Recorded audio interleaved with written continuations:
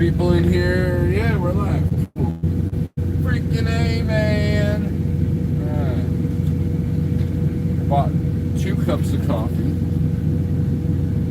Because here at the where I'm at, they got this Hawaiian hazelnut blend, which I kind of like. What do you mean I kind of like? I really like. So, mixing cups up. We're doing all kinds of stupid things here. Get some people in here and we'll have a few things to talk about.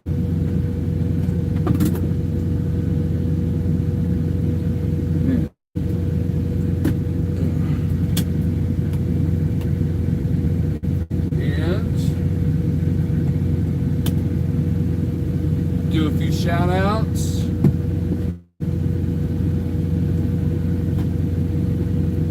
I'm going to do something that you guys have never seen me do.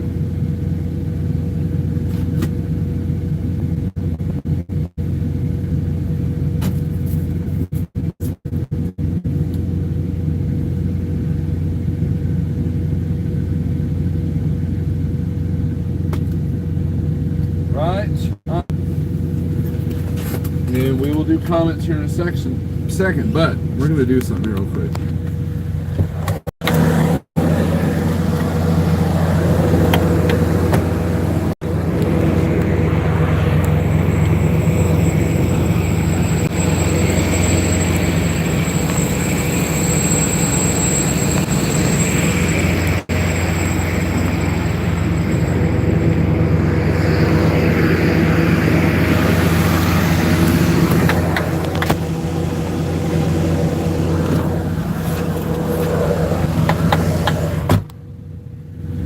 That is a driver that I literally watches trash go out the window. And then he dumped his bottle of urine right there. Right? You gotta love it. We'll do some shout outs, and then I got a few things. I see a couple of important people in here. You're all important. Let me rephrase that. I see people that I want to talk about in here, right? So let's go to my comments. I have to squint at the camera like an idiot. Alright. And I don't know how good the signal's going because my signal tends to be spotty here. That's why I bring it up on the second phone. That's why I bring it up on the second. There's an echo. Right.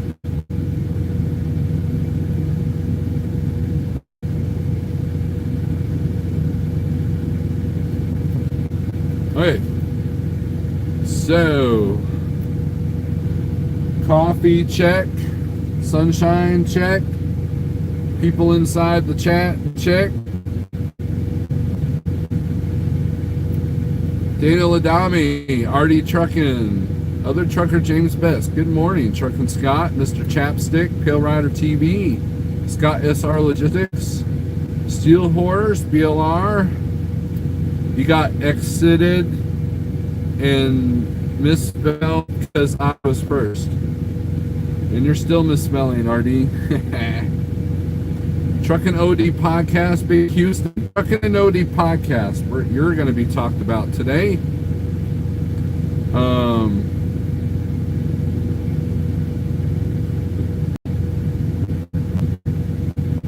Morning OTJB, is your live stream last night still up? Yep. Hey brother, thanks for the video. Steel Horse, police stop protesters from getting onto the Interstate 70 last night in St. Louis. Did they, Steel Horse?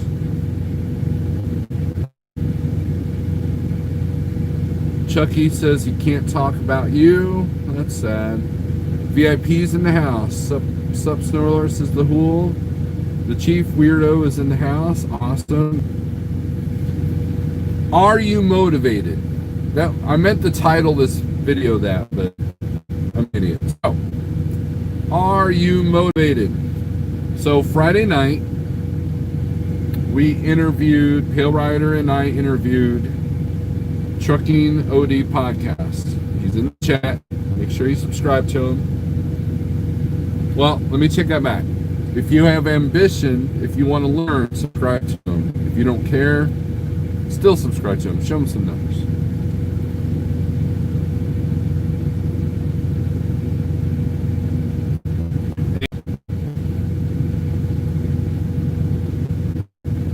Huh. Interesting flavor there. And Truckin' OD, he reached out to me about a week ago. Actually about 2 weeks ago, after watching one of his videos. I commented, and then he emailed me and said, hey, call me anytime, let's talk about some stuff. So he called me, and he wanted to kind of go into depth of what, because I don't know, I guess he sees some potential in me or something, which is weird, but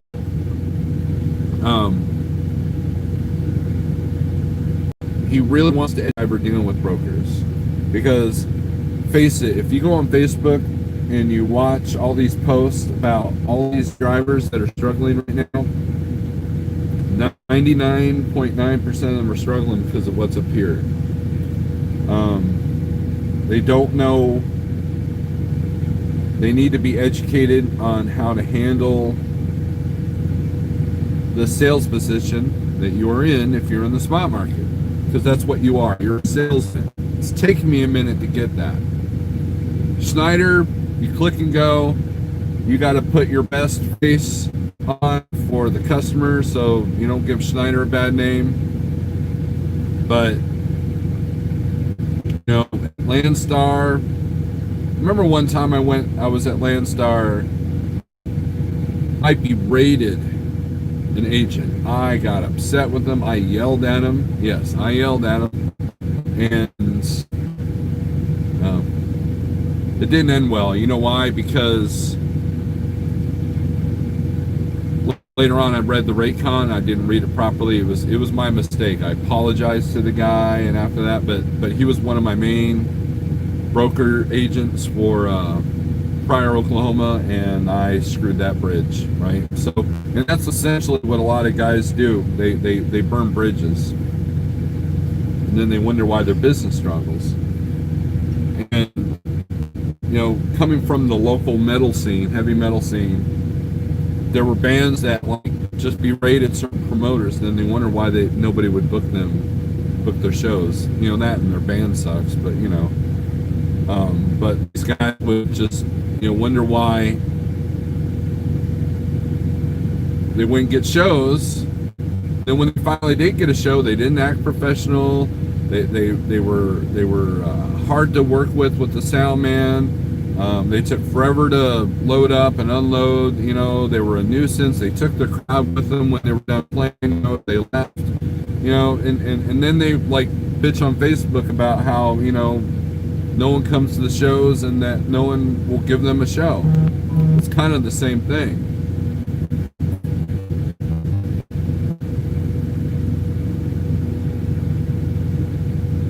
But Eric reached out to me. We started talking, and if you want any kind of hint of how motivating Eric can be, just watch James Best's live feed from last night. I've known James for 3 years now. Actually longer than that, because he was at Schneider as an IC. He first approached me about when he was buying his Kenworth, and so we started talking from that point. And then when we were going over to Like Trucking at the same time, he we talked back and forth about plate, about the trailer. James is responsible for helping me find my trailer. But over the couple of years, I've seen his spirit kind of go down. I've seen his love for things go down a little bit. But then yesterday we were having a long conversation. He was doing I think 70 miles an hour. So I saw him on Life 360 and I told him to slow down. So we chatted for a while. We chatted about Eric and brokerage stuff, and we chatted about AR-15s and, you know, the world events, you know. And I could hear that fire was relit. I could hear that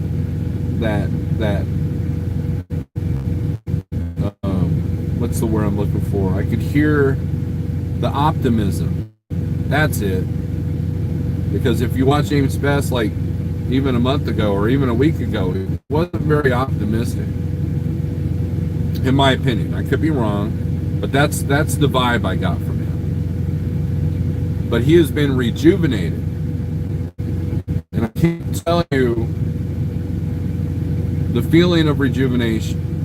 When I lost 120 pounds, I feel rejuvenated, mentally and physically, spiritually, actually. And it's discomfort, and learning to deal with that discomfort to rise above all that, and you find something that hits that switch, that rejuvenation, and I can't tell you how awesome that is. TJ Jones in the house.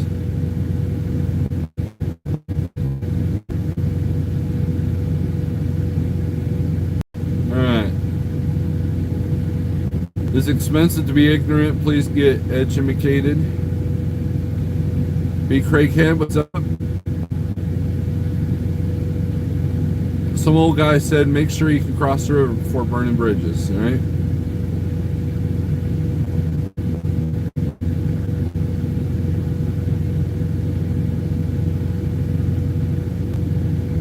Not wrong, he was a negative Nancy. Yep. Jesse Barrett, what's up? It's me, Gary. So if you guys want to see rejuvenation in action with the touch of trigger, touch of trigger, go watch James Best 4-hour live feed. I think I gave up after the 3rd hour. Sorry, James, but I was tired. And you were kind of mellowing off at that point. But when I was home for 2 weeks, the rates had hit rock bottom. COVID world was in full force. And it's hard to be positive in that situation. And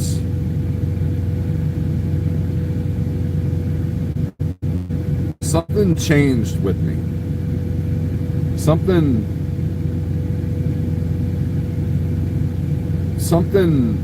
became different with me. And I found myself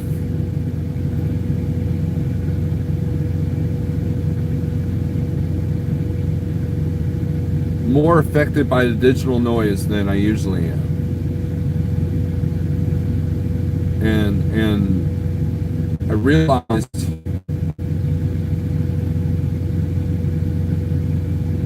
realized that the only way I'm going to survive any of this is to remain calm and cool, because you have to find the answers. You have to find the struggle to the answers. You have to find, and that's what I did. I just kind of cleared my head, I guess you could say. Rick LP, how's it going? The Hool, that was a brand new school bus, so I guess some states are planning on opening schools because, you know, this year, because I'm seeing a lot of brand new school buses being transported. I thought about doing that job at one time. You know, they fly you somewhere and then you go pick up the bus and you drive to the school system. Since I got my pastor, I can do that. I miss driving a school bus. It was kind of cool.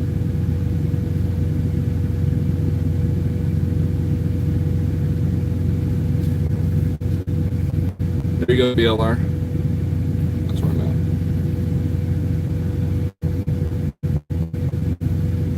And But I had to calm myself down. And I realized that I needed to run no matter what.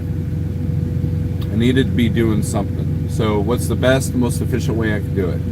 And I knew that there was more to the story with what the brokers were doing, with what the rates were doing. I knew it was the supply and demand. And so I took the time to talk to different brokers, not just Eric, but to the people that actually directly affect me with their freight. I took time to talk to our CHR rep. I took time to talk to our Coyote rep. I took time to talk to a person at XPO. I took time to really kind of have an in-depth conversation with somebody at CRST.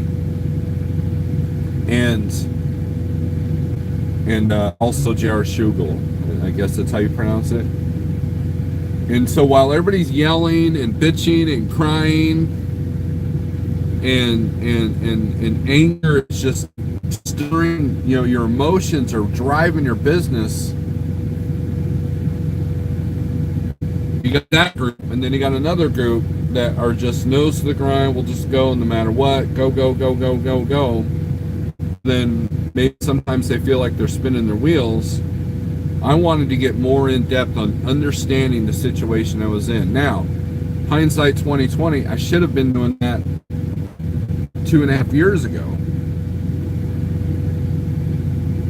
And the best way to combat something you don't know is to learn. I know that sounds basic, I know that sounds elementary, but it's a process that a lot of people seem to have forgotten.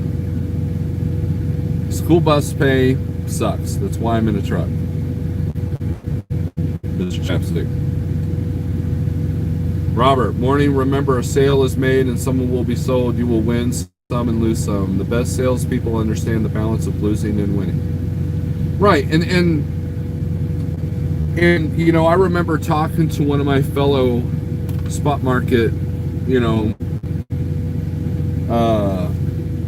friends, and he was insulted with the rates. He was insulted. I can't believe they offered me $1.20 a mile. I am insulted.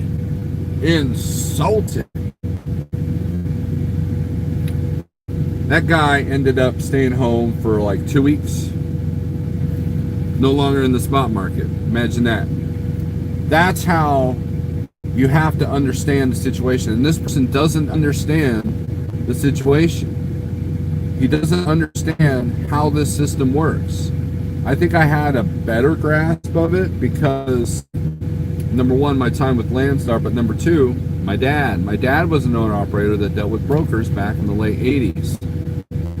And so I saw how he worked that. And back then, the only low board you had was the DAT dial-a-truck TV screen and the truck stops. But there's only a couple of times I remember us hanging out in the truck stop looking at that thing. For the most part, he had two brokers that he dealt with, one that brought him east and one that brought him west. And he made good money doing it. The thing that he struggled with was money management, and that's about it. You know, the mental strain of I'm away from my family, that affected him too. He was one of these guys that was a love-hate relationship with the road. He loved trucking, he loved driving, he was good at it. But if he was out for more than a month, he hated it. But if he was home for more than 2 weeks, he hated that too. He would get antsy. I'm making the best money of my life right now as a company driver. It's not for everybody. You had to use an ELD for school bus or no logs. Mr. Chapstick, when I was a school bus driver, they didn't have e-logs mandatory across the board, but school buses fall under the local 14-hour rule. I'm assuming, I could be wrong, but I mean, you only go like maybe 10. You're in the city limits. So when I drove a school bus for Springfield Public Schools, you know, I'm never more than 5 miles outside of Springfield.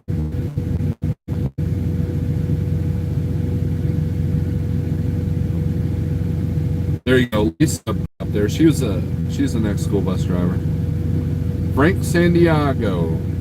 Drivers that have been in the industry over 20 years have only survived by learning and working with new changes that directly affect them. That's absolutely true. YouTube with Attitude, what's up? And that's what I paid attention to. Is I paid attention to guys that have been out here a long time that are doing well. You know, you got some guys like Moron over here to my right, who's probably been out here a minute, but they're jaded, so they don't care. You know, they don't take pride in their truck. They trash the parking lots, throw their urine bottles out, whatever. And I get that. There's a lot of anger and resentment. See, that's the problem. There's a lot of resentment for people that are out here. There's a lot of resentment by people that are out here. You know, if you find yourself being that guy that's constantly changing companies, you probably don't like trucking. Because you're searching for something that you can't seem to find. If you've gone through 8 companies in 5 years, maybe it's not the companies that you have bad luck with, right? And I've talked about that before. And of course, a couple of you are going to be like, Steve, screw you. I hate you for that comment. But it's true. And you're just not honest with yourself.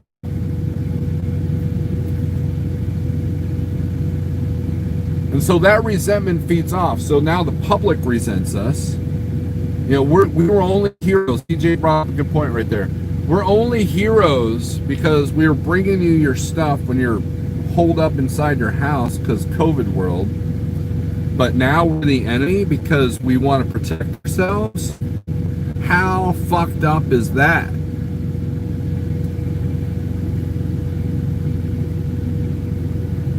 The world is literally upside down. The world is literally upside down.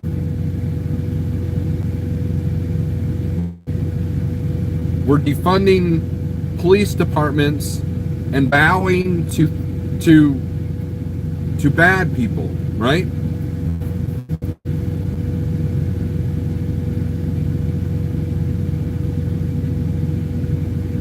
People that are attacking businesses in their communities, and they're telling us we got to bow to them. That's not kosher, right?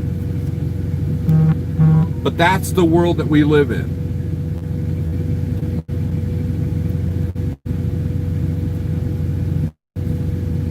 For some reason, Ike Stevens is doing a video about James Best too. James Best is a very popular person, but so we'll see how many Ike Stevens fans we got when we see the numbers go down. So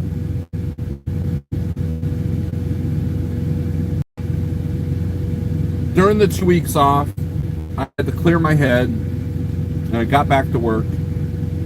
Rates started to come up. I was right on the money with the timing. And that's something I suggest to people. If you know when there's a downtime in the market and that affects you, and you've got your money situation handled a little bit, take that time off. Use that time to do stuff around the house. Use that time to maintain the truck. Use that time to take care of those things.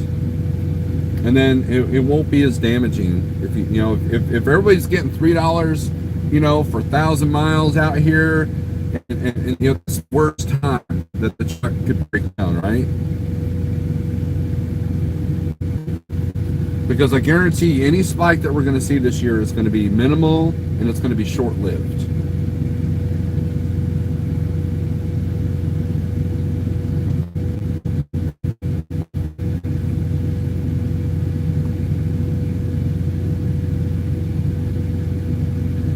That's why you have to do your research when it comes to finding a trucking company right for you. And see, and it takes forethought. It takes time. This is not something you can jump into. If you do jump into something, and Ratman and I have had this conversation. If you jump in, that's a great way to learn, but you're going to have a hell of a lot more volatility doing that, right? Sometimes you can feel like, okay, I'm going to become a surgeon. All right, well, here's the tools. There's a person. Go for it. You'll figure it out, right? They don't do it that way. So sometimes you got to be educated, right?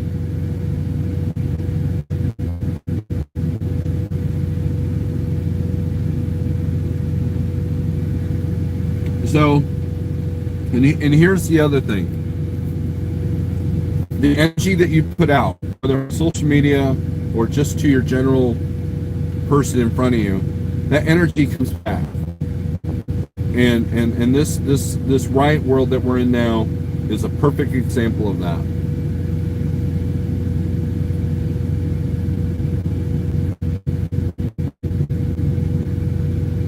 And it was awesome to see the rejuvenation in James Best. It's awesome to see rejuvenation in people that are starting to figure out, because I talked to, Provost told me this, and it's something I believe too.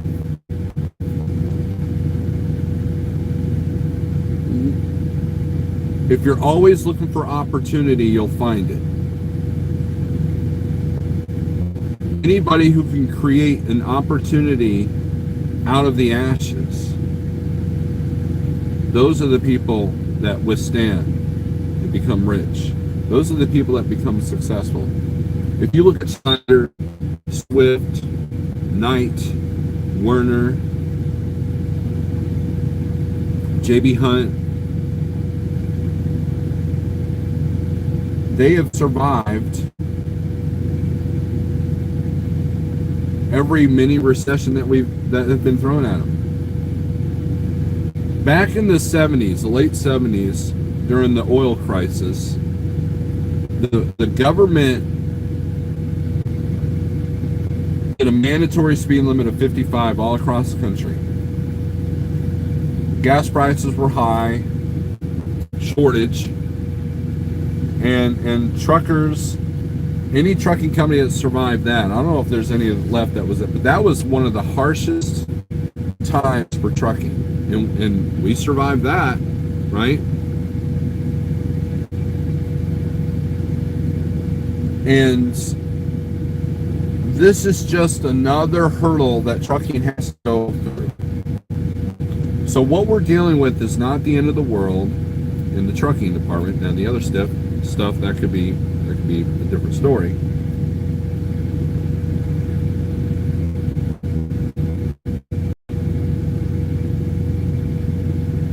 We have had plenty of moments that we thought that trucking was going to end. Trucking's never going to end. It just has to kind of transform and mutate, and and the old school drivers that refuse to buy a new truck or deal with a newer truck, refuse to want to deal with the ELD, refuse to deal with apps and GPSs and don't want any part of the digital aspect of trucking. And I believe in being old school. Trust me, there's a lot of old school elements that I miss. However, if you don't know how to evolve with the industry, you're going to get left behind. Either that, or you got to create your business around, okay, so if I hate ELDs, I buy an old truck, okay? And then I got to have my act together to be able to make money that way. But with all the electronic, apps and, I know some drivers that were like, I refuse to download a tracking like Project 44 or MacroPoint. I refuse to do that. Yet they're on Facebook, right? I hate tracking apps to tell everybody where I'm at all times. Yeah, but you're on Facebook. Google's spying on me. I'm going to post this on Facebook. See how ignorant that is? If you have a cell phone, a flip phone, you can be tracked. Doesn't matter. So why not use that technology and help you make money? So you call the broker and you go, hey, I have no issues using the tracking app. And you don't have to have it on all the time, just under their load. But instead, we'd rather get on Facebook and gripe about it, and then gripe about these invasive apps. I don't care how many privacy settings you got set up on your Facebook. It is tracking every single thing that you need. It's reading your thoughts. Have you guys seen those Wish ads? Those are creepy, right?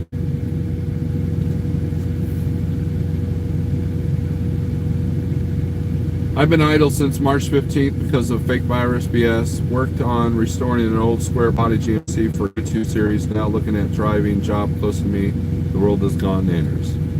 Sorry to hear that, Butch. I couldn't imagine doing this lifestyle without modern tech. Well, then you got the people that will judge you. Well, I can't believe you use a GPS. I don't need no GPS. I have a friend that refuses to use GPS, but he gets lost all the time. I know how to use the Atlas. I busted that thing out yesterday.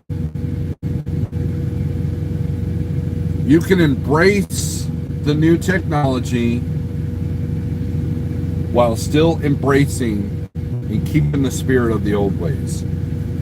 I have a GPS, but I also have this, okay? It's still on, but perfect example. So I'm going down the road and I see a sign of one of those MoDOT, or not MoDOT, you know, the DOT electronic signs that said I-70 eastbound, all lanes closed. That's a problem. So I pulled over in the rest area and I checked Google Maps. Sure enough, there it is. It's right before you get to Spiceland. Okay, it was in Indiana. So I made a plan to get off at Spiceland, go down that highway and go up down the 40, and then come back up, and I could see the point where you should come back up. That's what Google was saying. I looked at my Atlas, make sure we were good there, and then I went down the road. And then someone gets on the CB and says, hey, you might want to get off the 115 because you can't even make it to the 123. So I get on the CB, I said, okay, so what's that highway do? Blah, blah, blah, blah, blah. It's like, it goes south, you know, and then you just go 40 and boom. So a line of us trucks that had our CBs on, we get off at exit 115, we take a right, take a left on 40, we bypassed all that. So when we got up to the highway that Google was telling me to go down, that was a cluster, right? And we just kind of breezed right on by. And then the only traffic snarl I had was in Henderson, and then we hit that highway where the candle place is and went up there. But this thing right here, old school CB, saved me an hour and a half, probably longer. And we were cutting it up on the CB. We were cutting it up on Highway 40, you know. And I embraced that. I missed that. You know, I was telling my friend Scott yesterday. I was talking about Illinois. We were talking about split speed limits, and how Illinois was 55 for trucks and everybody else could do 65. And so back in the day, the trucks would kind of group together and run about 61, 63 miles an hour, not quite, you know, all the way speeding, but all of us had our CBs on to make sure, you know, for the bear reports, because Illinois patrolled that and they did target trucks with that, you know. And I remember a lot of conversations with drivers back then, you know, and you know, but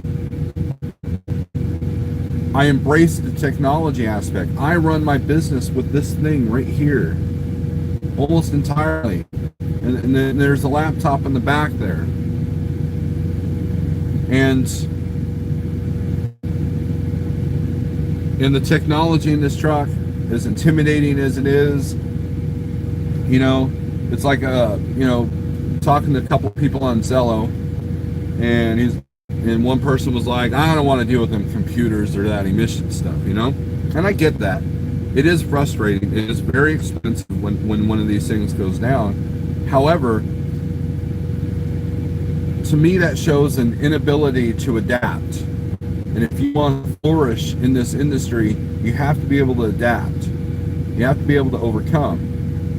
And you know, and as much as I would love to be driving an old cab over and you know, and do it old school like it was when I was riding with my dad, you know, I also like the fact that this truck is like very luxurious. I got a table. I've got this APU. I can cook in this truck. I like the fact that when I go down the road, it's not beating me up, and if any of you have ever been in a larger truck, like a Volvo 860 or something like that, it's comfortable, and believe it or not, the roads are better now than they were back in the day. Trust me on that.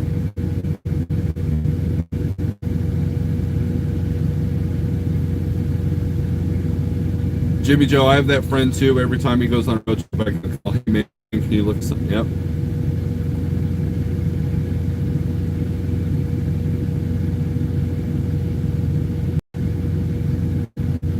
And Pale Rider says GPS free since 1995, but I know he uses Google.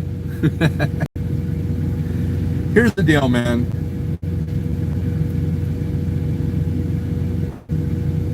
The biggest element that I like about the GPS, okay, because I do a lot of the same roads.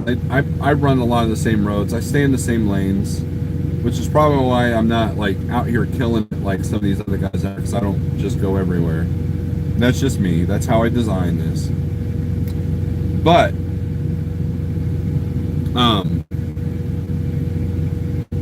have you ever tried looking for a street sign in the dark? I know a guy that had those 12-volt spotlights that he would shine at the street lights. You don't have to do that with the GPS. If the broker calls me and, hey, what's your ETA to the customer? I can look at my GPS. It'll say like 9:30. And I'll say, well, it's 10 o'clock. I know exactly how many miles left to my customer. And that helps me to be more efficient, which helps me make more money. Hey, how about that? And that's how you gotta look at it. Everybody was like, ELD, man, they're just trying to keep me down, and they're trying, they're taking away our freedom, da da da da da da da. And I look at it as like, when I was a company guy, I was like, yeah, now my dispatcher can't make me do some stuff that they used to make me try to do. Hey, I'm out of hours, sorry, I got shut down. Versus, you think you can do that 800 miles today? Wink, wink, Yeah, if I don't get caught.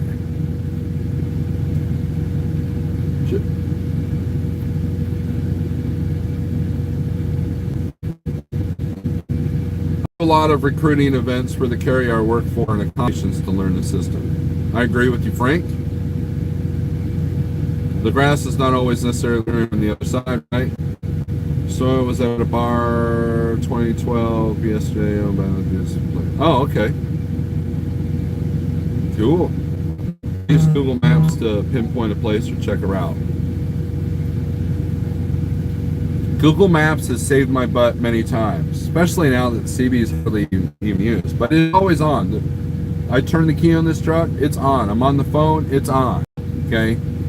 It might get turned down just a hair, but it's always audible.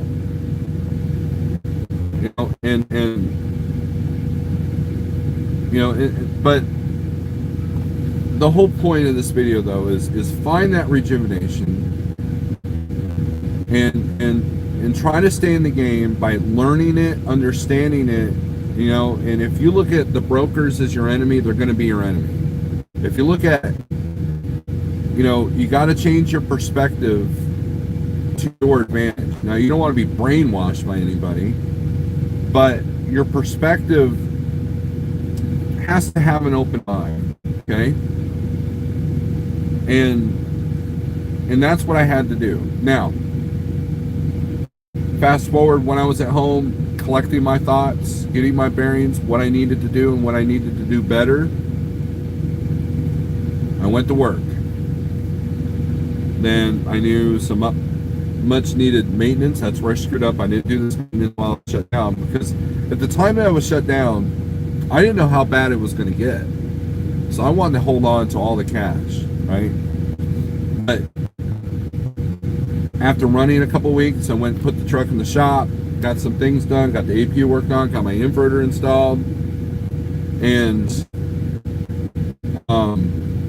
then I worked Memorial Day weekend, and then that's when Riot World hit. And then I was back to watching Facebook, watching the social media, and I was back to square one when it came to COVID world and dealing with that.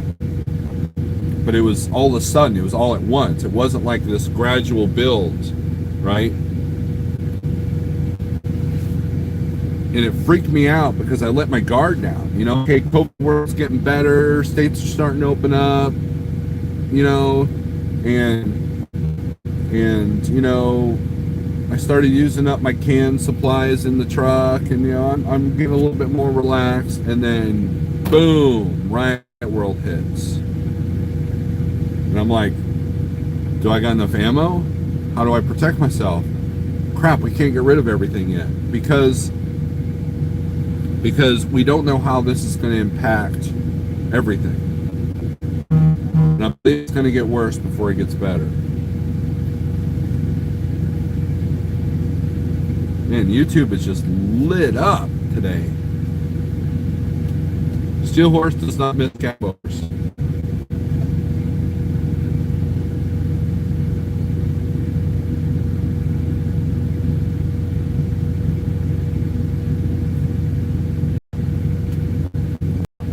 I broke down all weekend, but my spirits are up. No use having a heart attack over it. Right. And that's the thing, Pale Rider. You can't control what's happening to you right now, right? You control how you react to it. And you've got good friends that are helping you out. And you had time to edit a video. You know, I'm doing a 34 on the road for first time in a long time. And I blame part of that on Riot World. And here's why. There were loads that I saw that I could have picked up today, but I didn't like they were going because of the dead area, right? But where they were picking up was Dallas. And Dallas has seen some issues. I have a couple of friends down there that told me a few things that were going on, and I wanted to just kind of avoid that. So there was this load that I like to do. I haven't seen it on board in a while, so you know, but it doesn't pick up till tomorrow. Well, that's good. I'm low on hours. You know, get 34 in, give me a chance to catch up my software, you know, my accounting software, and give me a chance to kind of do a few things online that I needed to do, and maybe even edit a video. I did a vlog with this thing. You know, I did do a vlog with this thing a while back when it came out, and you know, so I might accomplish that. So it's early in the morning though, and this heat might get unbearable. I might have to get out of the truck, but you know, this APU will only keep up so much, and I'm not the guy to sit here and idle for 20 minutes, or I mean for 20 hours. I'm not going to be that guy. Just not. I'll go inside the restaurant, which kind of sucks. You know, I could get a hotel, but then my food and fridge and stuff, I'd still have to run the APU to keep that going. So what's the point? So I might as well just stay in the truck, right? If I didn't have refrigerators and all that, I probably would be up there at the hotel. So I'm in Laredo, so plenty of tacos. Yeah.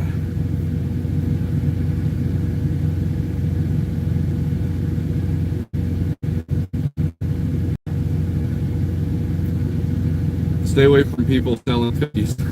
Frank, yep. Yeah, no cookie sales people around here.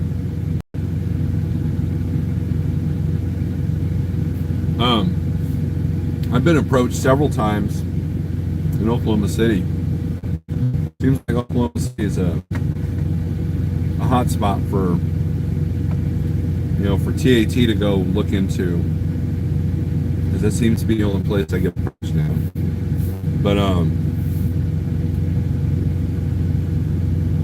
But it was nice to see James Best rejuvenated. And it felt good to talk to Eric myself, because just a couple little tips that he gave me worked on this load that I've got. Yeah, I'm with you, Eddie. You can't stand to be stuck in the truck, right? And that's where having a Volvo 860 might be kind of nice because it's a little bit more relaxing inside. But I've also got too much junk in the truck too, so.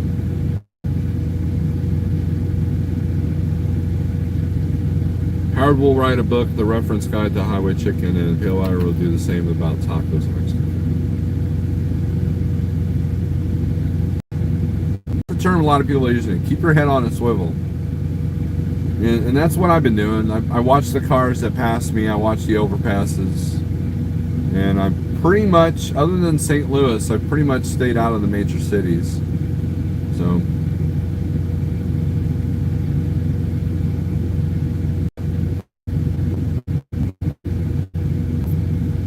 Fat Pat, what's up?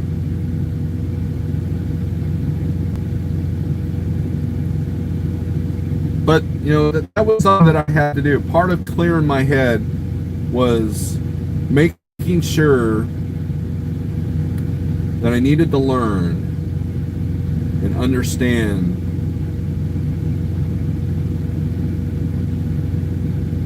and make changes according to that. So, we'll see. And then another opportunity has shown itself yesterday for me as well.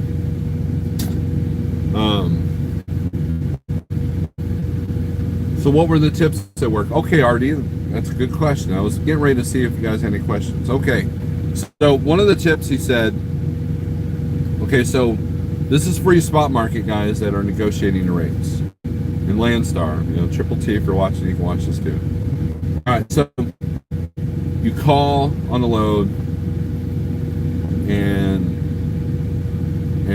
you know, guy tells you, okay, it's this and this product, it's this and this pounds, it picks up this time, delivers this time. You know, we've got 1,000 in it, okay? And I want,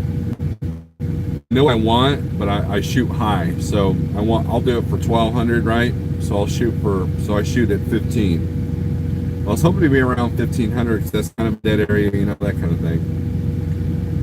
And he's like, man, I can come up to 1,100. That's all I got in it. That's all I got in it, 1,100. And this is the tip that Eric gave me.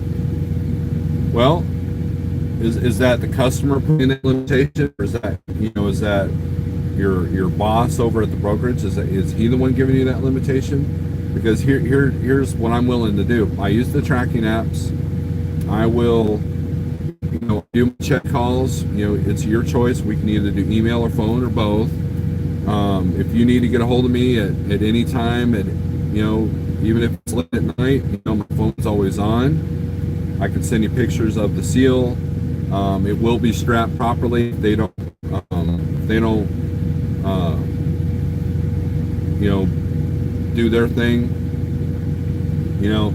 And we at Like Trucking, we try to provide excellent service. Here's my MC number. And, you know, so if this is a customer thing, maybe we can get a hold of the customer and try to get more, because I really need to be at this rate. So guy comes back, you know, puts me on hold. He comes back and he gave me the number I wanted. Or actually, I came down $100, and that was part of my strategy. I was like, well, I'll come down a little bit, you know, to help you out, but I can get this off your desk, you know, today, and you don't have to worry about it for the rest of the weekend. That's kind of nice, you know. And, you know, you got any plans this weekend? Oh yeah, man, I'm doing this and this. Yeah, okay, well, hold on, let me put you on hold. Boom, got the load at the rate that I wanted. Those were the little tips that he kind of gave me, right? And, you know, if you go to his podcast, go through all of his videos. Go through all of his videos there on YouTube, and he'll give you these little tips. You know, and the here's the thing though. While the only thing he brokers out is over-dimensional stuff, he has been on the other side. He was a Landstar driver, owner-operator, had to deal with the broker-agent relationship. And so he knows what the other side's like. And that's the point that James Best was making last night. When you have a recruiter for a company, let's say you're a recruiter for a company, the best recruiters that I've seen were drivers. understand. They understand what drivers are looking for. They understand what drivers' needs are. They understand the things that may not be blatantly important to an office worker that has never driven, but it's probably the biggest thing that they think about, that a driver thinks about, right? The best dispatchers are people that used to drive, because they understand. When you tell them, hey dude, I'm in Dallas and there's no parking, they understand that. I gotta stop short because there's no parking in Dallas. They understand. Whereas an office that's never been inside a truck is like, what do you mean there's no parking? Dallas is a big city, and so carry that to the broker side.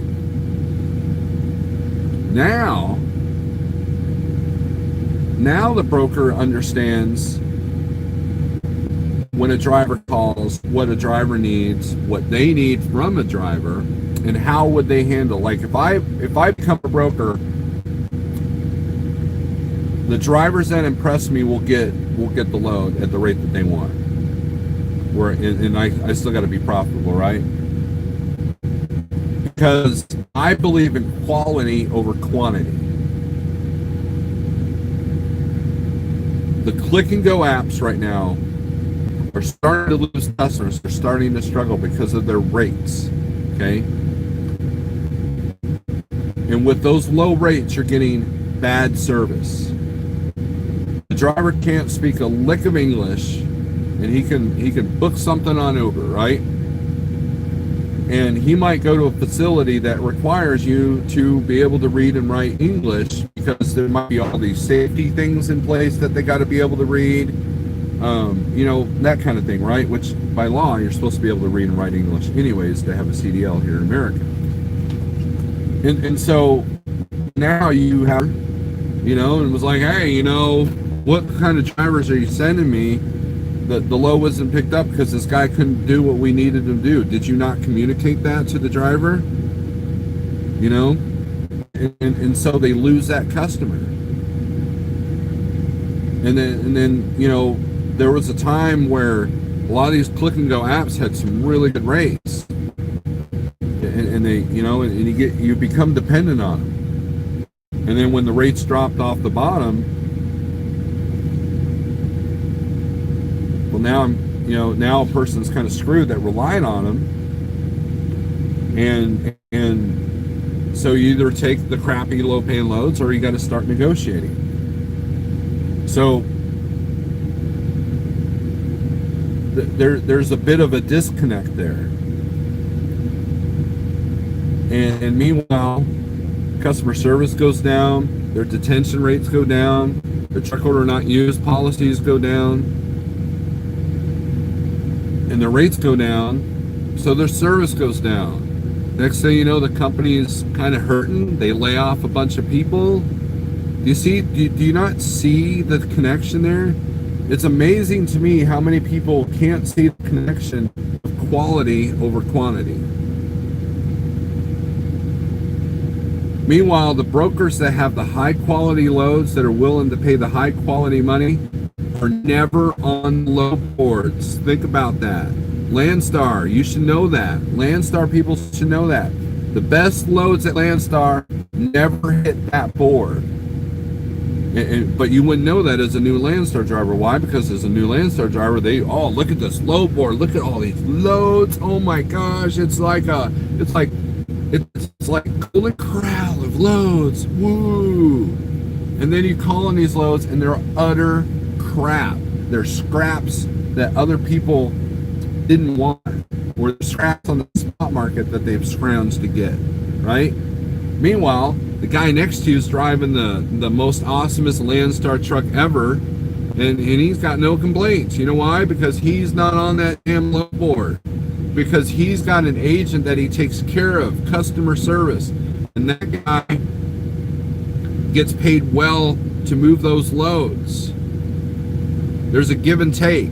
Sometimes the rate has to change in one favor, not the other. But you still service that customer, and boom, you never have to go on the low board. So number one, now you're efficient. Now you're not sitting at a truck stop for 3 days looking for a load, and trust me, that weighs on you heavily. I've been there, done that, you know.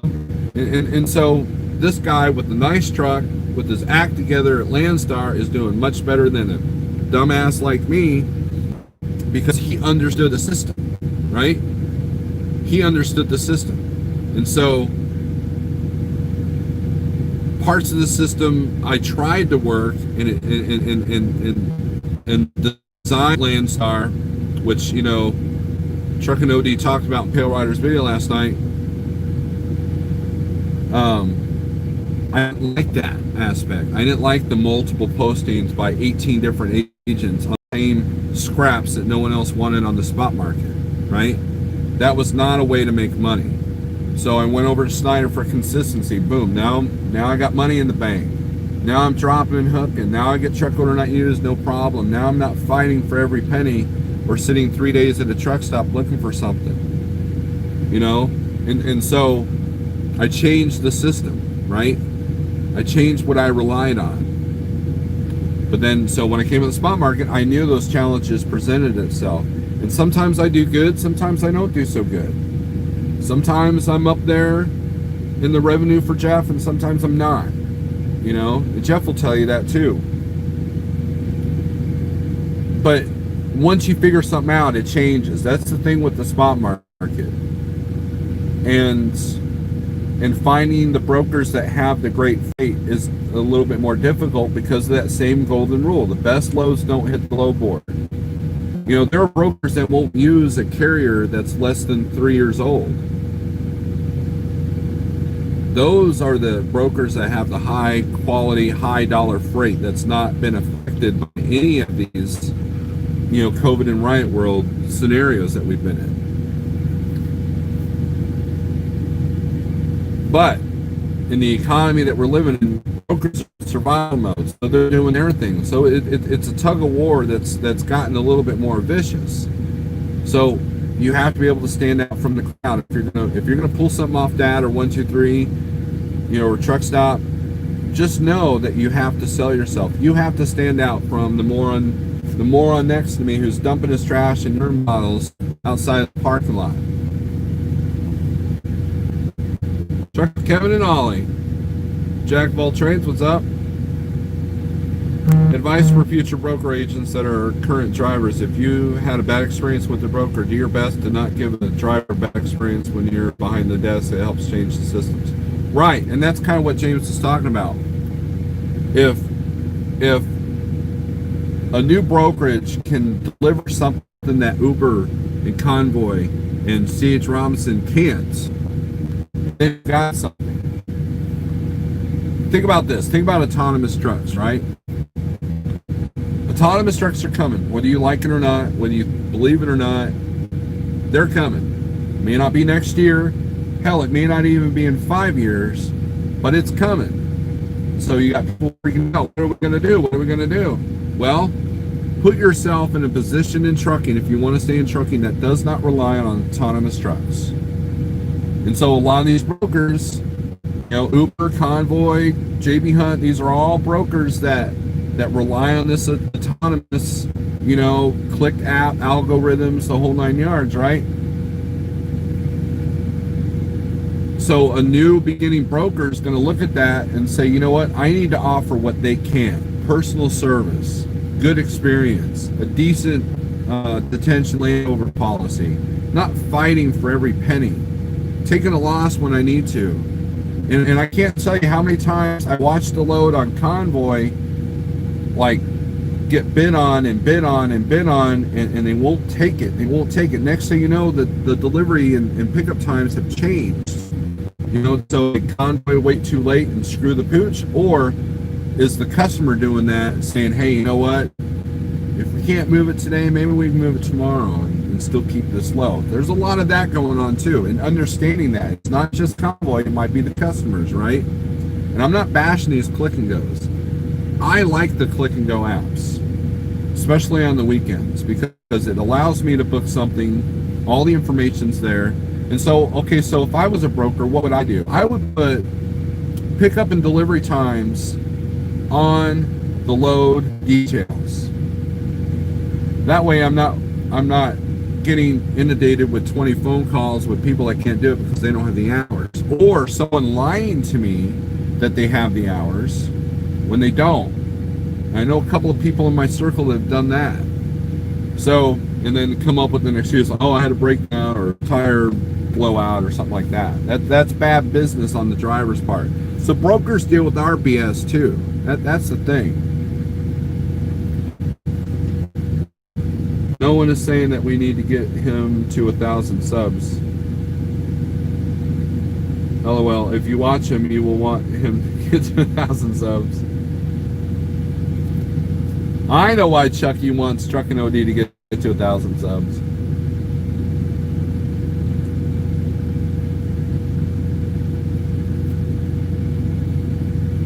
There's a lot of people that make a lot of noise, but don't make a whole lot of sense. That's the world that we live in.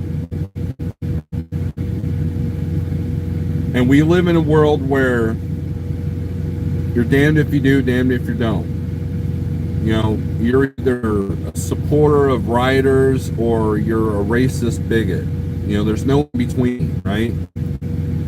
And there's no common sense. You're either part of the Nazi cop regime or you want like total anarchy. You know, it's like there are good people and bad people. There are good cops or bad cops.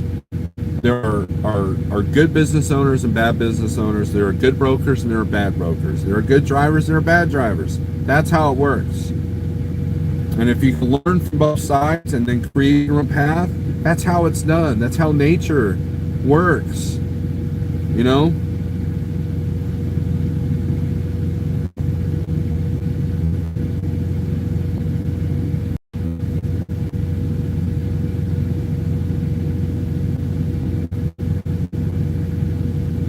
Daniel Nami, hey Snowler, give Truckin' OD podcast my contact information. Will do, Daniel, will do. What I'll do, Daniel, is I'll text you his email and you can just email him, okay? Because I mean, his phone number's public, but I'll just email you. Or you can email him, whatever. So, you know, he's got some valuable information, and there's valuable information out there, guys. There really is. And if you notice, the people that are succeeding, the people that are successful, ain't talking much. They're not making a ton of noise. And that's kind of how you have to be. You know, if you get caught up in all the arguments, let's take the social aspect that we're in right now. If you take every single logic argument on the internet, you're never going to win because there's no logic. You can literally show someone facts and they will discredit you and call you names and say that you're wrong. You can literally say, hey, what, the sky is blue. Look, it's blue. Look, it's blue. And someone will go, I can't believe that you're refusing to realize that the sky is not blue. I can't believe how you're a hateful guy. I am intolerant of you. You have no tolerance for us non-blue sky believers. So I'm going to destroy your business. I'm going to berate you on the internet and call you an idiot. It's obvious that people know that the sky is that's not even important. Important is I'm angry at you and I got to make a lot of noise about it. That's how stupid this stuff has come. That's where we're at. I once dated a gal who would argue, even though she knew she was wrong. She had to win the argument. Those were some dark times, let me tell you.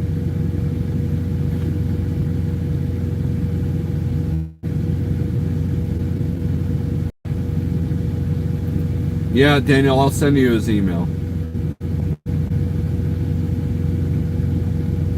Attitude is 95% of it. Absolutely. Yep, that Ninja, we are still alive and still doing good. Other than some trashy truckers next to me, this lot is empty.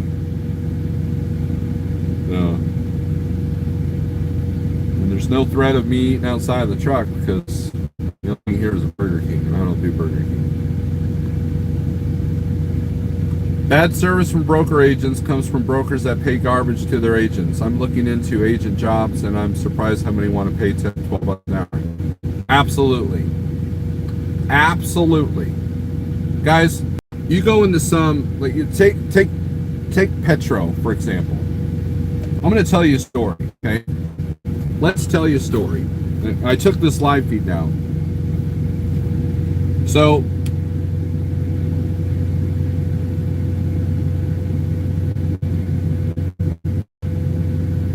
I woke up with a flat tire. I was talking to trucker Nene. She was getting ready to go to bed. Talked to her a little bit. I noticed my tire was flat. So I went in. Yeah, we can get you in right away. And I had a delivery at noon in Indianapolis. So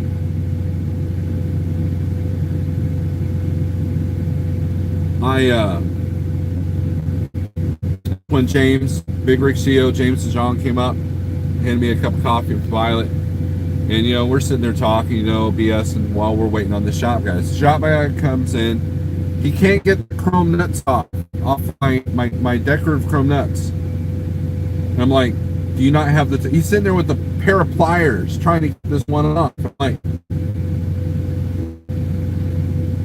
okay. So I handed him the tool to take that off. By the way, I bought that tool at a Petro, okay?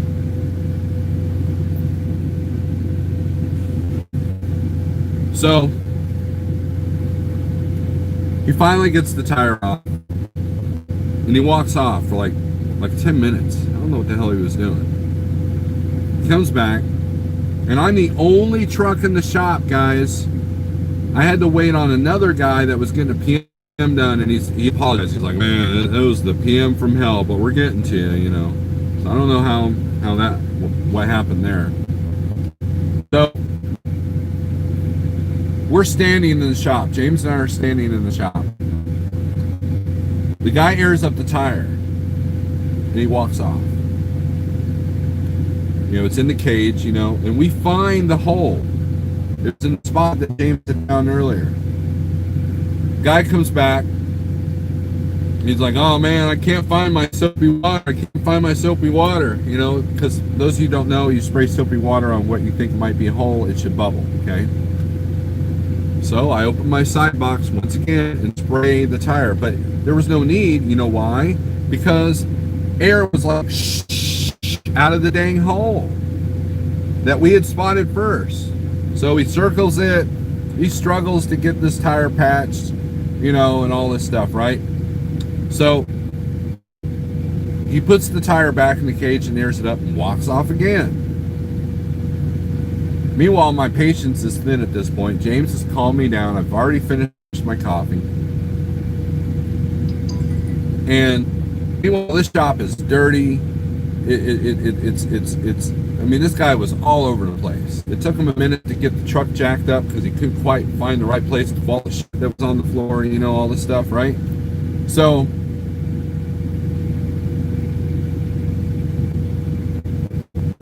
the tire's done being aired up, so he puts it back on the rim, or he puts it back on the truck.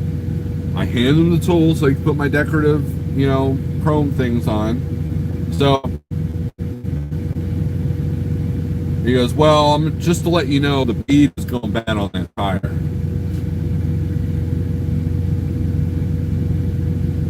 Really? Yeah, in fact, remember when I was airing it up, I walked off because I knew it was gonna, I was afraid it was gonna explode. Didn't bother to tell me and James that this was a potential problem, number one, and number two, if it was unsafe to air up that tire, why are you airing that tire?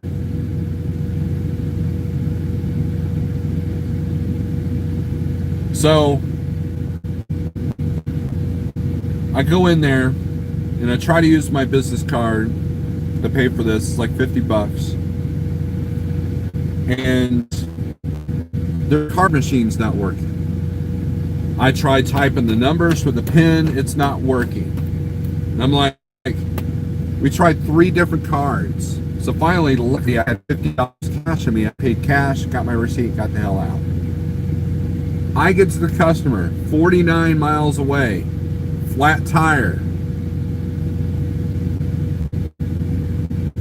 So, Love's patched it, said the bead was fine, and they could have sold me a new tire. I was ready to buy a new tire because I was on the impression of the guy that's supposedly the expert that my tire was bad. Right? Your tire's fine. Whoever did this didn't know what they were doing. He had the tool, he had the soapy water, whole 9 yards, right? So I went back to that Petro. This is the one in Brazil, Indiana. And I said, you know what? Here's the receipt for what the work you guys did. The patch didn't hold. I want my money back. Oh, I don't know about that. It's a patch. I said, well, here's the proof with the Love's receipt that Love's was able to fix it. And they could have sold me a new tire if the bead was indeed bad. Oh, wait a minute. Did they say it was bad? Yeah. That's what is in the driver notes. So she goes in the back. She's talking to her boss. Boss makes a copy of it, comes back. And he was like, yep, here you go. It is our policy not to patch the tire with a bad bead. Trying to make Love's look bad. When indeed, the bead was not bad. See, that's the thing. Customer service, quality of work has gone into the crapper. When I need a major repair or major work done on this truck, I only try to use one dealership when it comes to the PACCAR stuff. And that's the one in town. The one that my dad used when he had a Kenworth. The one that's been around forever. The one that's got a good history, a good rating in their own system. Because of quality work. I've never, knock on wood, ever had any repair that they've done ever come back on me. Same thing with the APU place I use. The carrier dealer.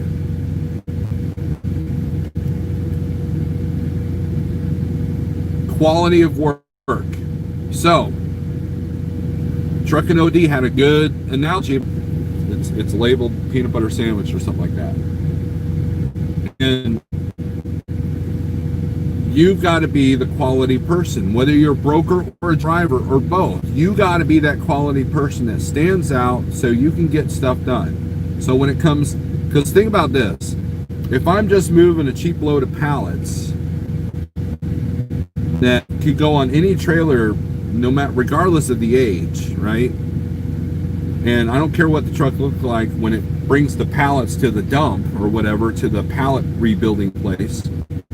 Yeah, you want the cheapest rate, you know, and those are bottom feeder type brokers that have those loads, right? But the high quality brokers don't mess with stuff like that. You know why? Because they're busy servicing customers on the high quality stuff, the stuff that requires good service, the stuff that requires, you know, it's an important load. A load of pallets, there's no hurry on that. That's why some of these brokers can put $1.10, $1.20 and let it sit for a week, whether it moves or not, because they don't care. Customer doesn't care. So how do you get that higher quality? Well, number one, your authority has to age as a carrier.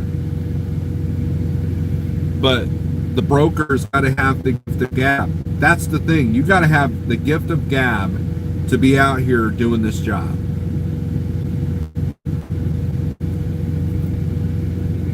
You have to have the gift of gab to be out, to be a good broker, to be a good driver, to, you know, even Schneider, right? There was a customer that I did at Schneider, okay? I walked in, the guy's like, I'm like, yeah, I'm with Schneider picking up this load, da da da da. And he's like, oh, Schneider. I'm sorry. Is there something I can help with? I mean, you know, he had an attitude against me, right? He goes, no, you guys have been screwing this up and da da da da da da da da. So, well, I apologize, sir. I'm one of the owner operators over here, and if you want, I will contact my boss, and maybe we can get a hold of customer service, and maybe we can fix this. And so he starts telling me about how Schneider can never pick up these loads on time, right? So I was like, well, here's when it hit my board, and here's what I tried to do, and I basically sold myself to say, hey, you know what? You ain't gonna have this problem with these other Schneider drivers, or with me, and I will see what Schneider can do about it, and da da da da da da da. And so now his attitude changed, about me. Now he was happy with me, and he had my phone number. So when they were about to post those loads, guess who gave me a call? Right? So fast forward a couple weeks later, friend of mine, also Schneider, he's getting ready to pick up there. I said, hey dude, make sure you tell him Steve in the green truck. Okay, make sure. So Shu comes in, he's like, yeah, I'm with Schneider picking up a load, da da da, and he's like, same maneuver, right? He's like, yeah, man, friend of mine, Steve at the green truck, told me that you guys were pretty good here. Oh, well, yeah, and he perked up. Customer service matters regardless of your position in a company. Trust me on this. Trust me on this. And those pallet loads out of Springfield were my bread and butter for a long time. Almost every time I had to leave Springfield, I was at that place. They let me spend the night there. They got me unloaded quickly. They swept out my trailer when they were done unloading me. And in return, I treated them with respect. I didn't drop the trailer in stupid places if it was a drop and hook. And I didn't bitch when they did take a couple of times to unload me longer. So, so you Schneider guys can learn from that. Jeff kind of had the same thing going on when he was at Schneider. He worked for the same 3 customers, and he knew when loads were going to hit. He serviced those customers enough that he knew when they were going to post loads.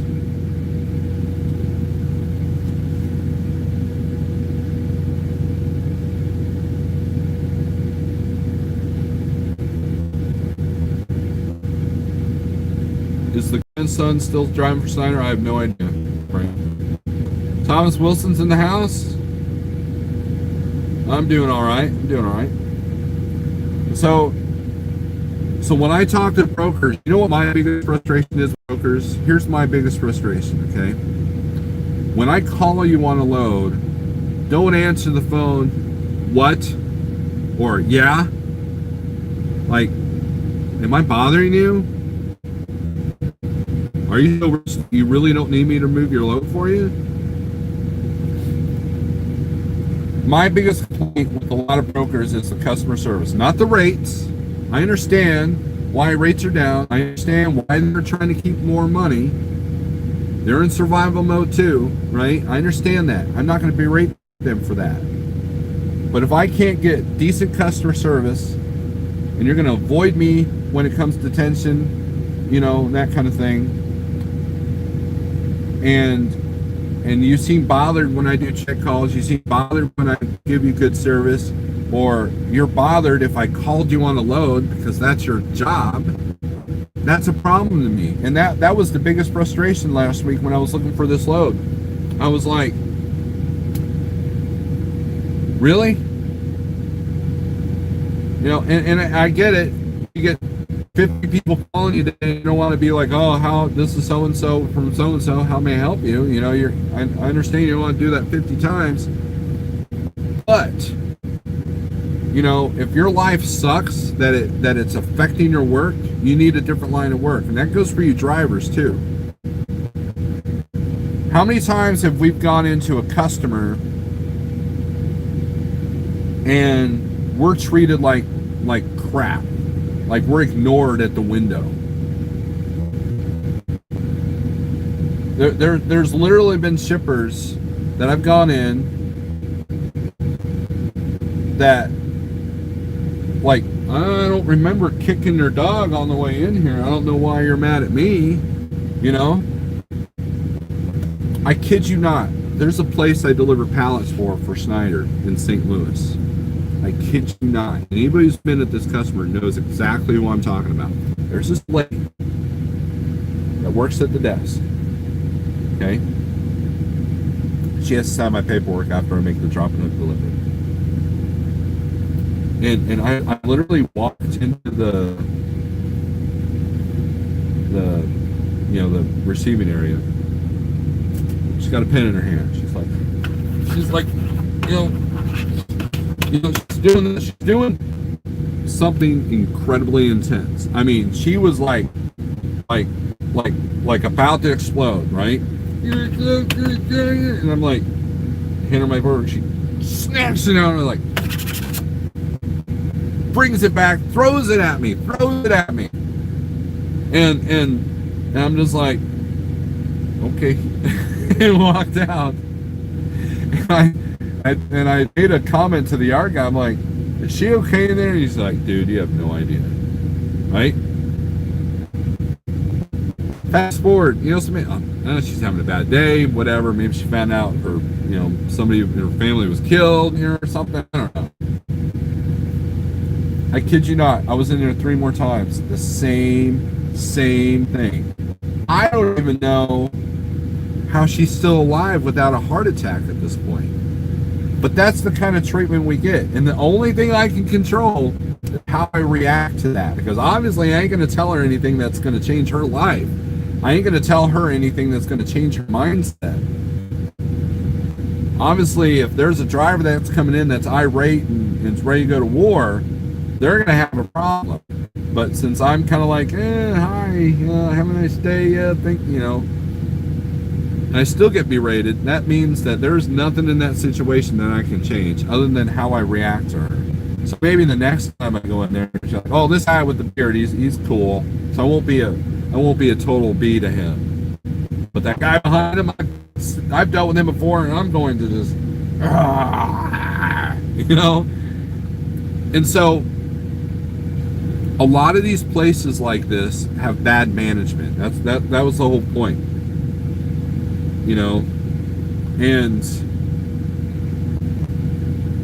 And these truck stops are the same way. Texas. And I go in there and there's no coffee. 6 in the morning at a truck stop, there's no coffee. That's a problem. And there were 2 gals sitting at the register just like filing their nails like, yeah, man, I hate this place. This place sucks. And, can you believe what so-and-so did last night? They didn't do anything in first shift yesterday. Oh, man, I hate this place. They're just smiling, right? Meanwhile, the manager's in there. And I'm standing at the coffee machine. He's like, sir, I'm really sorry. I can't believe that my employees would not make coffee or do what they need to do. I'm sorry, sir, and and I'm just like, oh my gosh. Bad management creates bad workers. It's not the other way around. Bad management creates bad workers. It's it. So quality. Understanding the people that you work with, understanding who's worth working with and who's not. That is how you succeed in life. Surround yourself with positive people, successful people, people that have your best interest in mind as well as theirs. Hey, you know what, Steve? I'm gonna help you even though it doesn't benefit me, because I like you as a person, because I want to see you succeed, I want to see you do well. Those are the people I hang out with. Those are the people that I feel positive about. Right? Those are the people that have helped me in the last 6 years that I've been an owner-operator. And when I was able to have a management position in the restaurant, people liked working under me. When I was a trainer, people liked working with me. When I work with shippers and receivers and brokers, they like working with me, except for that one Landstar agent that I berated. You know, I have my flaws too. I'm not perfect by no means, by none. I'm not close, right? So,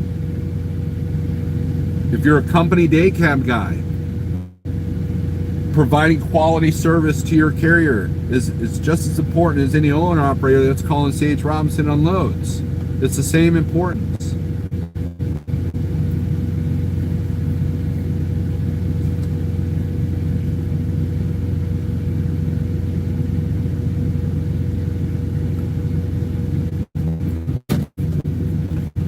So, let's go to some comments. I'm ignoring you guys. Brokers would much rather work with owner-operators than Omega, even if we are more expensive. Eddie, yes and no. Depends on the broker.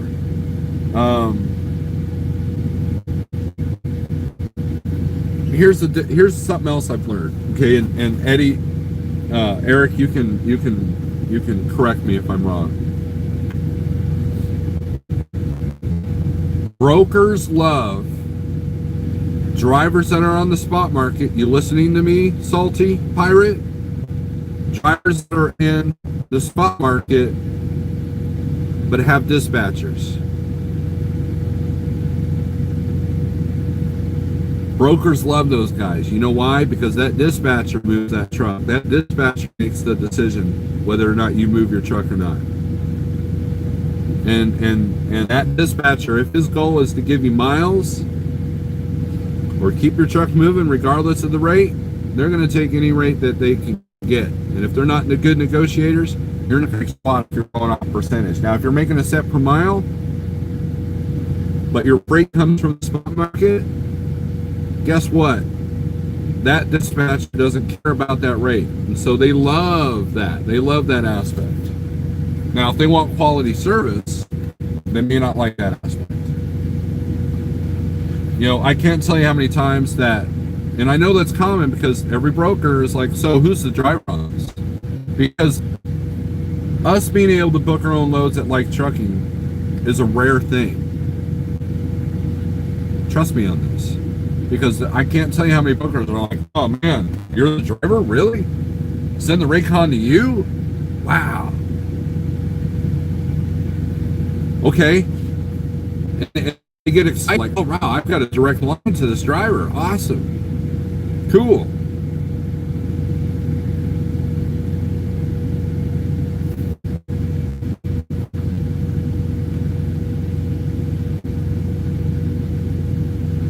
Part of a driver's customer service is also appearance. No need to wear tops, but flip-flops, and treat everyone with respect regardless. That's the key to success. Customers distinguishing your appearance. They always remember the good ones.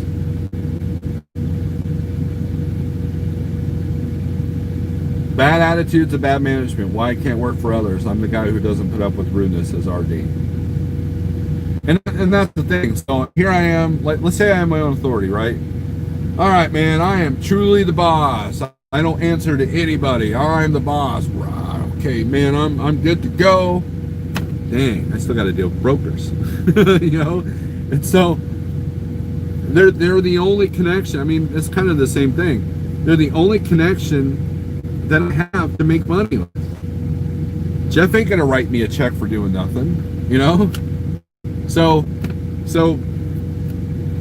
I have independence, but I'm still relying on people to be able to do their jobs. You know, before it was, okay, my dispatcher, and his carrier, and his boss, and all, the shippers, receivers, and all that. I'm still at the mercy of a broker. Okay, I don't have a dispatcher, but I'm still at the mercy of the broker. So if they don't have the right pickup number, if they don't have the right delivery number, if they don't have the right details, if they don't have, if they have the wrong times down, or if they've double booked it, you know, if they don't have their act together, that costs me money. When I was at Landstar, I had a delivery at Dollar General in Ardmore, and there was another Landstar driver that picked up the same place, same time I did. He got there an hour before me because we're told you can't go in more than an hour early, but he did. He was there 2 hours early. I show up an hour early. I had the same delivery number as that guy, so they let me park to the side. The agent had no clue, didn't know what was going on, and ended up giving him the delivery. So that cost me 3 days of revenue, because the next delivery couldn't be till next Thursday. And I never saw that layover pay. Never saw it. So that agent did not have her act together.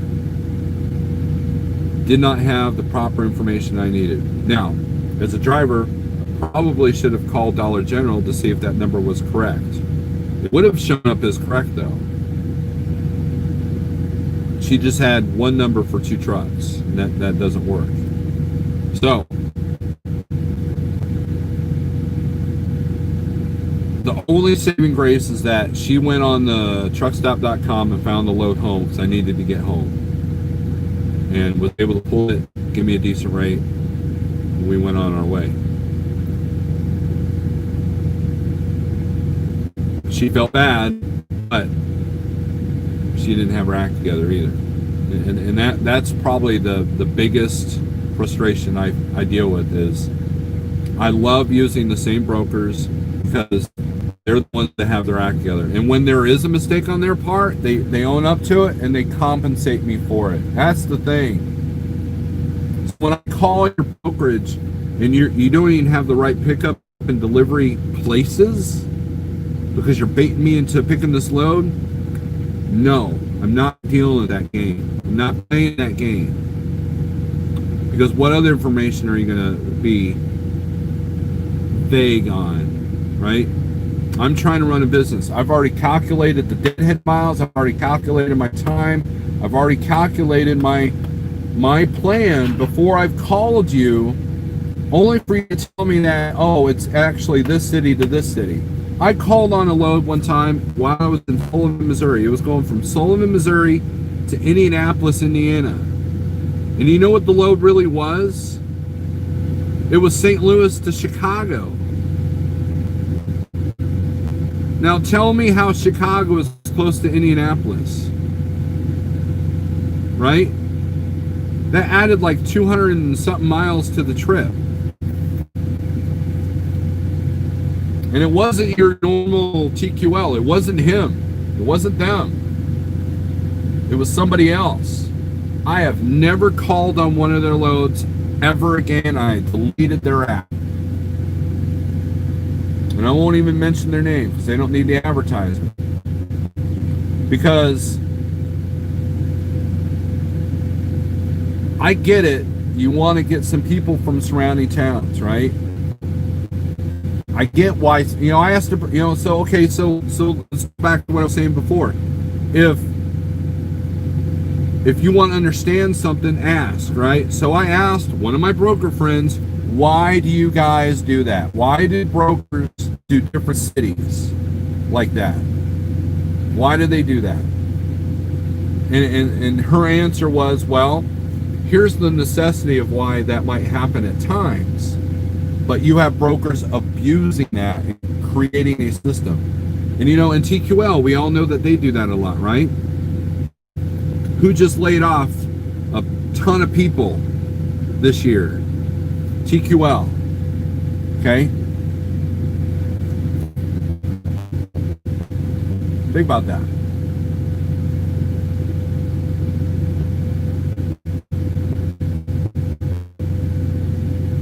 Chain logistics makes more sense when you, the driver or agent, think you're part of the whole chain in a loop, right? Hey, call me when you're done today, brother. I need to talk to you. Okay. All right, Eric. You got a gas station story? Bad attitudes, bad. Okay, so nobody's commenting anymore. So I wonder if we're past that hour mark, and I tend to lose a lot of people. So, anyways, guys,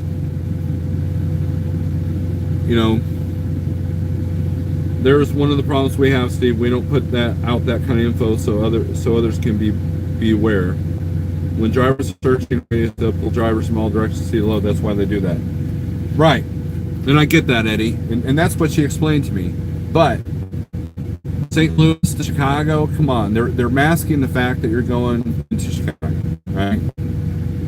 I can understand, okay, if I'm in Oklahoma City and you say it's Ardmore to let's say Kansas City, and it's actually like, Duncan, Oklahoma to Independence, Missouri. I get that. But a different state, come on, right? Now, RD, to your comment there, I don't ever want to bash a broker by name on social media, because if I sit here and bash a particular broker, that broker's not going to want to work with us. That affects the whole company. Okay? So I have had, that's why I won't mention the one broker that just irritated me to the point I boycotted them. Now, if you talk to me privately, I'll tell you who it is. I'm not going to be like, oh, that's a secret, RD. Get on slow and I'll tell you, right?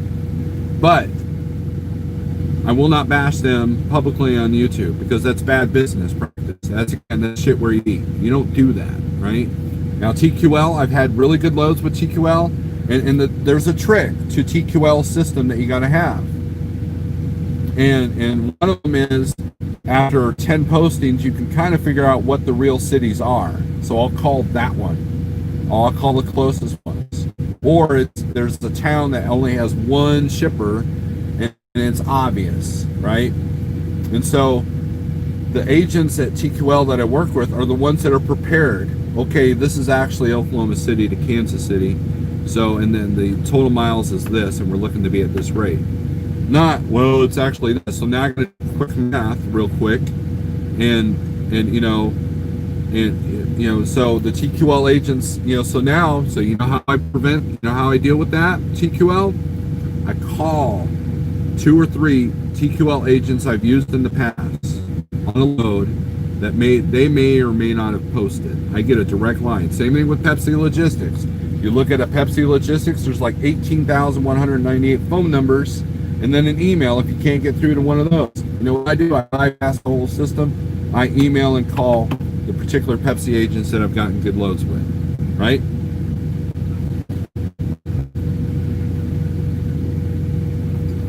You figure out how to get around something. Now, it would have been a lot easier just to berate this broker on YouTube and say, I can't believe so-and-so did this. How dare they, blah, blah, blah, blah. I can't believe everybody should stop using them. Don't use broker, blah, blah, blah, blah, blah. Don't. Anger, misery. I hate everything, right? But I can sit here and tell you, if that happens, here's how you deal with it. And here's why they do it. And it takes me the actual ambition to go, hey, Mr. Broker, why do you do that? Because it's kind of annoying. Here's my viewpoint. So give me your viewpoint. Oh, okay, well, I understand that. Well, okay, so is there a way to bypass that? Yeah, just da-da-da-da-da-da-da, boom. Hey, problem solved, right? Because I reacted differently. That's how this works. The whole Light Crew always provides useful industry information. Their initial channel, for the most part, is drama-free and not selling merch. I got a phone call. James Best, don't lie. You went to Ike Stevens' channel to watch his video. He was talking about you.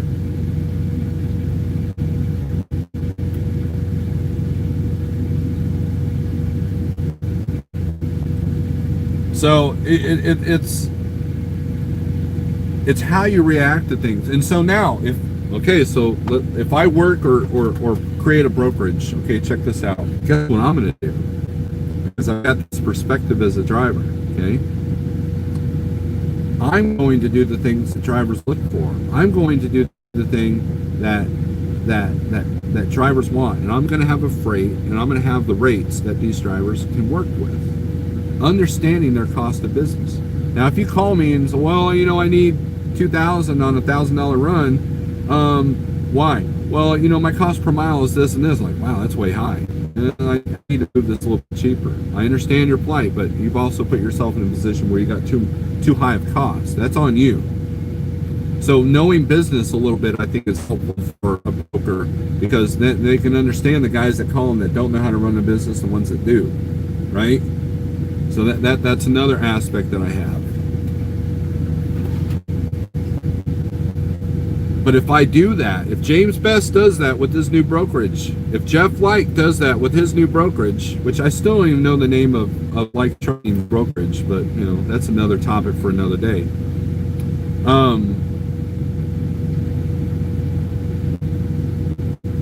And guess what? You're not going to be inundated with 50 phone calls from drivers that don't know what they're doing on your loads. They're always going to be moved. You will never have to post on that dashboard other than a couple of times here and there. You won't have to face 53 phone calls in a day on one particular load.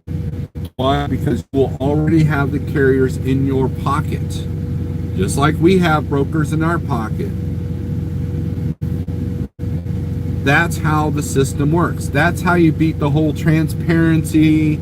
The brokers need to be regulated. I can't believe they're price gouging. I can't believe they're expecting us to run at 90 cents a mile. That's how you defeat all of it, by understanding, learning, and reacting positively. That's how you do this. I don't know why it's so hard to like comprehend. I get it. Emotion runs high, especially in the circumstances that we're in. I get that. You have to control your emotions. You have to be honest with yourself. If I have a weakness of maxing out credit cards all the time, guess what? If I'm not honest with myself and don't fix that, guess what? I'm going to go under, right? If you got a truck that's constantly breaking down, and you don't have the money to fix it, that's a problem. So you have to, okay, how can I fix this problem?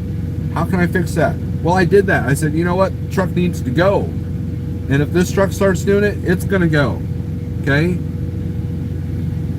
And you learn from the successful people. I go up to pros, hey, how can I drive a Volvo 860 as good as this? And how do I do that? How do I make that math work? And Provost will tell me.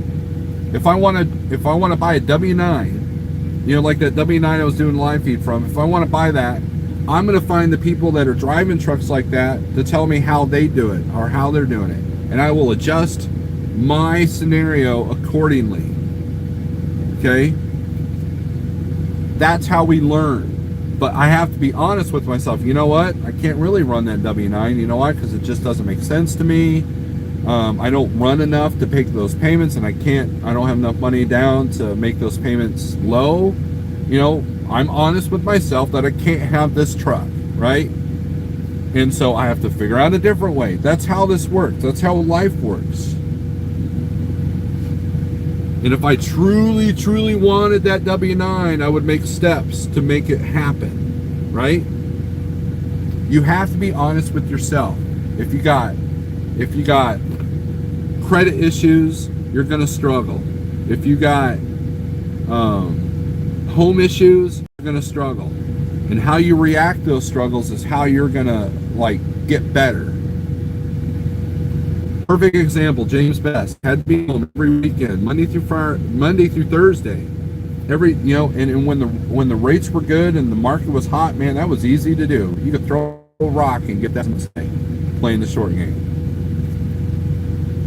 But as time went on, that disappeared. And so James Best made some mental decisions, did some math, did some experimenting. Now he's going to Salt Lake and back. And he's enjoying it. But he realized he had to adjust a few things, especially with the market that we're in. And guess what? Look at him now, right? He's got his own carrier. He's getting ready to have his own brokerage. That is how you persist and evolve in this industry.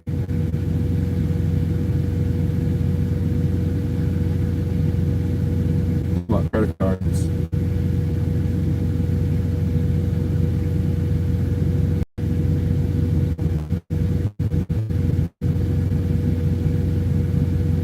Looks like Steve's doing one of your marathon live feeds. Yeah. Well, I've got nothing else better to do. We'll go to 2 hours. I can't know what I'm saying. We'll go to 2 hours and we'll call it. So there's just a lot to talk about, a lot on my head. And James Best and Eric Truckin' OD and have inspired me.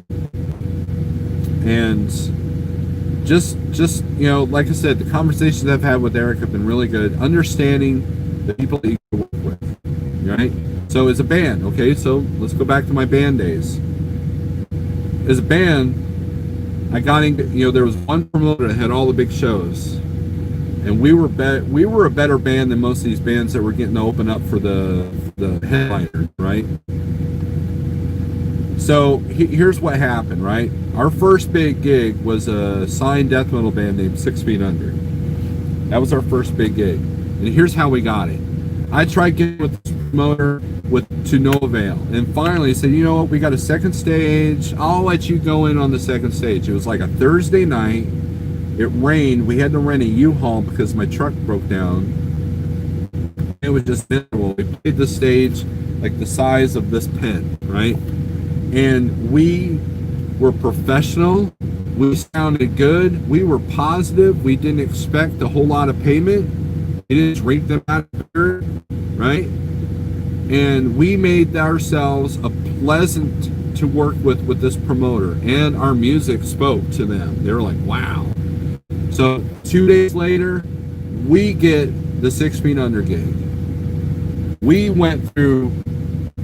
That was a crappy night. We sounded good, but man, the logistics of that, the U-Haul, the load in, load out, the like 10 people that were there.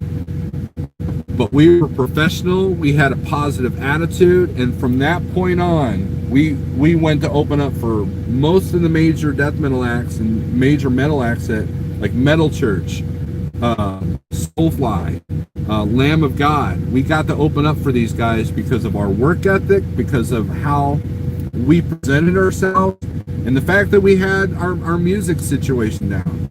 It's no different than any other business.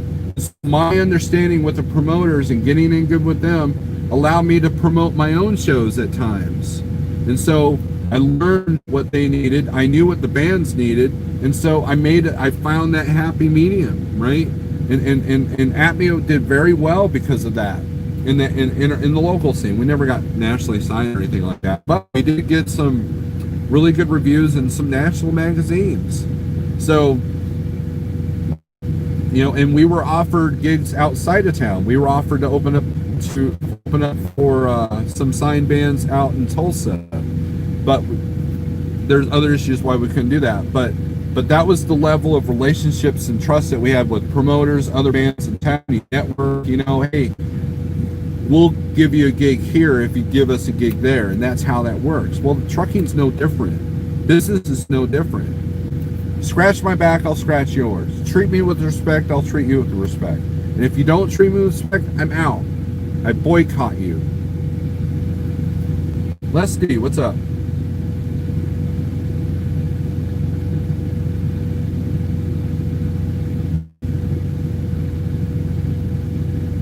So anyways, now we're going to end this video. So if there's nothing else that you guys want to talk about, any comments, questions, or concerns, put them up there. TJ Jones, you have my condolences. I'm sorry for your loss.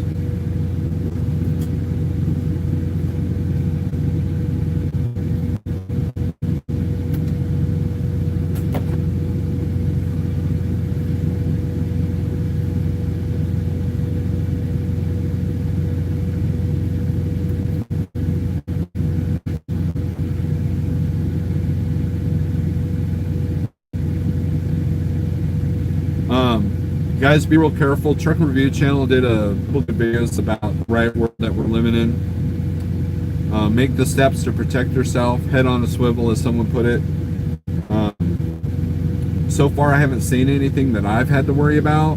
So those of you who are at home thinking about if you're going to run or not, just be careful and select where you run. The weekends and nights seem to be when this stuff is at a peak. The blue states where people aren't working a whole lot yet tend to be the worst areas. So, maybe your small town deliveries, maybe some longer runs that don't have a whole lot of time crunch to them. Be prepared for any situation you're going. Before you go into a city, look at your Google traffic and make sure everything's green. If it's red, figure out why it's red. If it's an accident or if it's protesting. and go around it. If you got to go an extra 10, 20 miles to go around something, do it. Like for example, there's issues going on in Nashville, take 840. Take the Briley, and if they block the Briley, take 840. And if they do that, find a different route.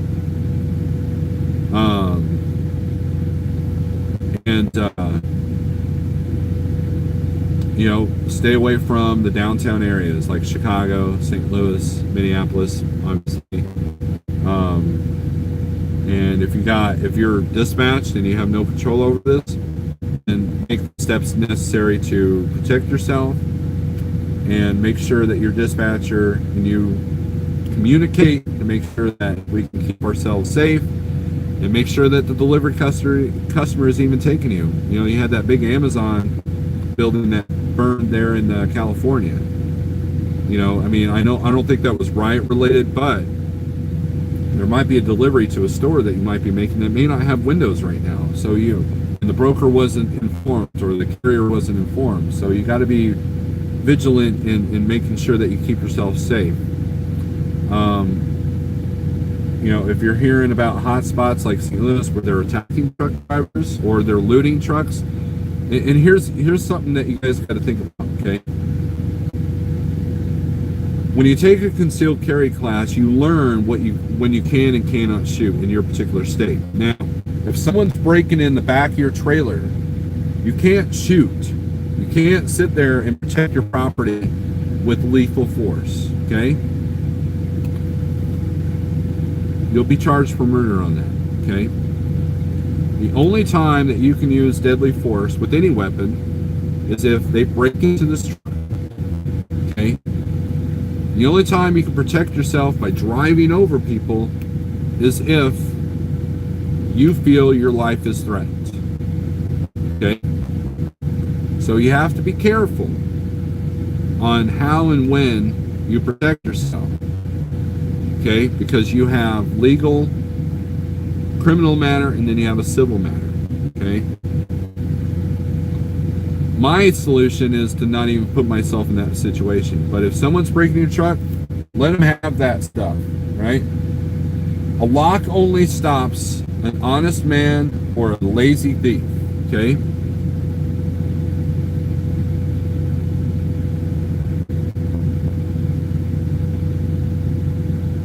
You have to be smart. That guy that drove on that bridge in Minneapolis, he had to know that he wasn't going to get through and that he was going to get pulled out and beat to a pulp. He had to have known that. But he might have been panicking. He might have been freaking out. I haven't read the full story, just seen the video. All I know is that I wouldn't want to put myself in that position. Because when crowds get huddled together for any kind of cause, mob mentality comes out, and you never know what's going to happen. And if there's hostility, guess what? That's dangerous. So when you protect yourself, you got to be careful. Don't be quick to draw. Don't be quick to reveal that you can protect yourself. And when you do, make sure it's of legal, necessary means. Provost, what's up? Ralph Loto, seeing you sneak in here. Charles Brandt. So, anyways, guys, thanks for watching. This has been a good live feed, in my opinion, because I'm a narcissistic asshole. So, if you agree, give me a thumbs up. If you disagree, hit the thumbs down twice. If you've made it this far, I appreciate it. We've steadily held. We got up to 50, now we're down to 40, so that's good. Briar Thorn, what's up? And and talked about a lot today, but the important part is it goes back to what I've been saying for the last year. You can't control what's happening in the cities. You can't control what's happening on Facebook. You can't control what's happening all across our governments. You can't control the virus. As much as you like to think your cloth mask is only 14% effective and it's causing you to breathe in a lot of carbon dioxide. Okay, won't get into that. You can't control, sometimes you can't control where you're going. You can't control how your dispatcher treats you. Only thing you can control is how you react to that. I can knock on this dude's door who's thrown trash and his urine on the ground and say, hey, you're an asshole. Am I going to change his mind? No. I'm going to put myself in a hostile situation, right? So I can only control how I react to it. So my reaction was to film it real quick in the beginning of the video, and just like talk bad about it on YouTube and be done with it, right? I'm not going to put this airline. I'm not going to put the trash back on his step because I don't know what's in that trash bag. And I'm not going to like lecture him because obviously he's an a-hole. He's not going to, it's not like he's going to go, oh man, you're right. I shouldn't throw trash on the ground. Oh my gosh. Yeah, I'm so glad that you, out of 3 million drivers, has told me the right way. And then that's what it's like arguing on the internet, right? Oh my gosh. I've been a liberal for so long, and your one meme, oh my God, it was a godsend. It's changed my philosophy completely. Oh my gosh. No, that's not going to happen. So the only thing you can control is reaction, and people are profiting on how you react. People are manipulating government and funding and laws based on how you're reacting to everything. Just keep that in mind. All right? CJ Jones, thank you for the $10. You shouldn't be doing that in this time of need for yourself. Come on, dude. But I appreciate you, TJ. Excellent, excellent, excellent. I appreciate that. So, guys, with that being said, Eric, I'll give you a call here in a few minutes. I'm going to wind down a minute, and then I will shout at you. But anyways, guys, be safe, be profitable,